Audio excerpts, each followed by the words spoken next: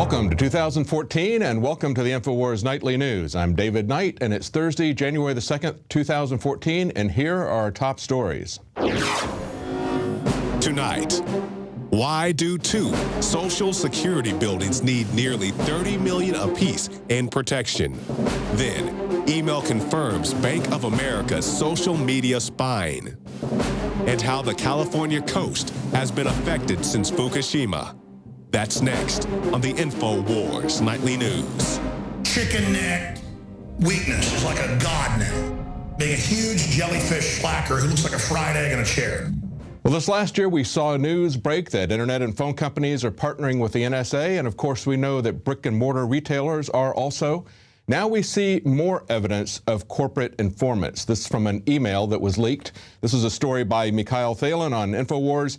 Email confirms Bank of America has a social media trolling spy team. Now, this is Bank of America's global corporate security vice president. She's writing to the Washington State Patrol. She says, if you find any intel on anarchists or Occupy protesters, please let me know.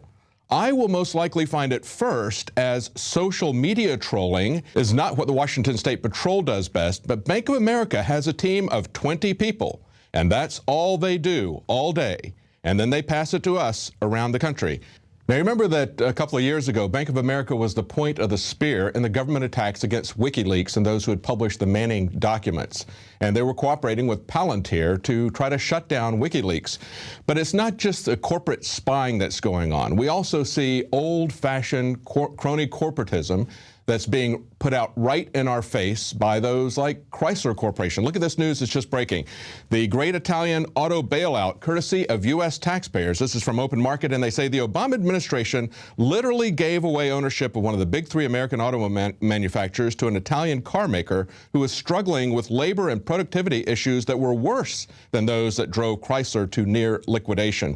In the 2009 deal, overseen by the Obama administration, Fiat paid no money. How about that? No money down to get an automobile company. No money to acquire its initial 20% stake in Chrysler, only contributing some intellectual property instead. Fiat would later pay $2.2 billion to raise its stake in the company to 58.5%, and now they have got 100% of it. We now see that the U.S. taxpayers have paid to move Chrysler overseas, to export those jobs. It is a perfect example of multinational corporations ripping off and raping the U.S. taxpayer as well as the entire country. Now, we see that Obamacare is actually the same thing. Obamacare is just another form of corporate cronyism, of fascism. But there's a segment of society that's starting to wake up to this, evidently, and it's a hopeful sign that the millennials are not having any of it. A recent poll shows that 56% of Americans between the ages of 18 and 29 reject Obamacare, compared to only 39% of that age group that support the law. Moreover, the so-called millennial respondents believe that the law will degrade the quality of health care and significantly raise prices. Well, of course it is, and especially for that group. When the insurance companies set rates, they take into consideration risk. And of course, this group has much lower risk than older groups. They should pay much less, but the burden is being shifted onto them. They're being forced to buy Cadillac insurance policies just like the rest of us are. And even if they opt out, of course, they're still going to have a fine. The fine is much lower than what they would have to pay for these Cadillac insurance policies with many aspects that they don't use. But even if they do opt out, the entire society is going to be hit with over $479 billion in new taxes, as we pointed out last week from a study done by one congressman. Now, the feds are also preparing for the worst from the boomers. It looks like the boomers may be kind of angry with what they've got coming down the pike as well. Paul Joseph Watson noticed on FedBiz.op that there's a solicitation to spend $58 million for security on just 2 buildings. Now, this follows a trend of DHS looking to hire armed guards with top security clearances in Wisconsin and Minnesota, and an $80 million outlay on armed guards to protect government buildings in upstate New York that prompted Fox News' Neil Cavuto to speculate that the feds were preparing for violence in response to cutbacks in the food stamp program. Well, it's not just the food stamp program, of course. It's the baby boomers who are now reaching the ages of retirement, reaching the point at which the government is going to have to pay out money that it doesn't have, that it never had, because, of course, Social Security is nothing but a Ponzi scheme that is many, many orders of magnitude larger than anything that Bernie Madoff ever did.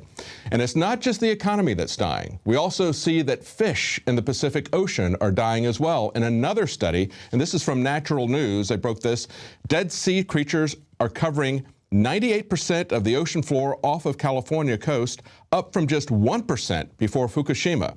A new study recently published in the journal Proceedings of the National Academy of Sciences recently discovered that the number of dead sea creatures blanketing the floor of the Pacific is higher than it has been in the 24 years that they've been monitoring this. In March 2012, less than 1% of the seafloor beneath Station M, they say, was covered in dead sea salps. But now, more than 98% of it is covered in decomposing organisms. Now, other ocean research stations are reporting the same data. And of course, the location and the timing of this massive die-off in the ocean points the finger at Fukushima as we see this massive amount of radiation that continues to pour into the ocean and is making its way slowly to the west coast of the United States. Now, another report released today shows that of the thousands of people murdered by the Bush and Obama administration's drone programs, 25% of them are civilians.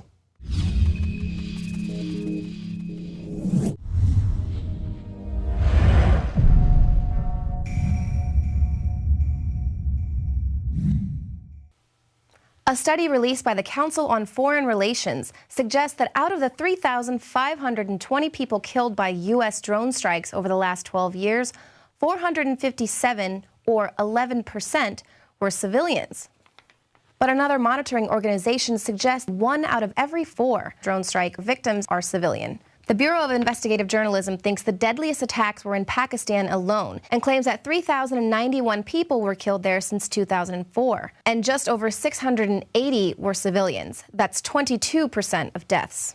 America has continually tried to downplay the collateral damage happening in Pakistan, and this is quite evident in that report released by the CFR. Actual figures are classified, so we may never have an accurate count of civilian deaths. But what we do know is that the Obama administration has no problem tinkering with the truth.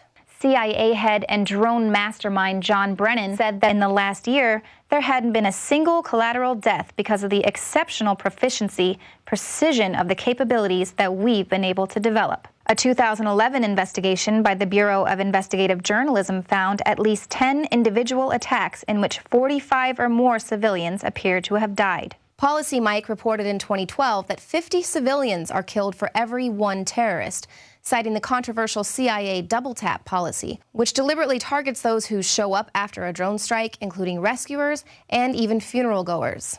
We only authorize a particular operation against a specific individual if we have a high degree of confidence that the individual being targeted is indeed the terrorist we are pursuing. In fact, less than 2% of the targets in Pakistan since 2004 have been high-profile targets. The rest are children, civilians, and alleged combatants. One of those strategic drone strikes that the government likes to brag about took out an entire wedding party in Yemen by mistake. The president of I'm really good at killing people cried crocodile tears for the victims of the Sandy Hook shooting while signing death orders to kill innocent children overseas. That we're all parents. But they're all our children. This is our first task, caring for our children. It's our first job. If we don't get that right, we don't get anything right. That's how, as a society, we will be judged. And by that measure, can we truly say, as a nation, that we're meeting our obligations? Can we honestly say that we're doing enough to keep our children, all of them, safe from harm? And although President Obama has been harshly criticized for all of the secrecy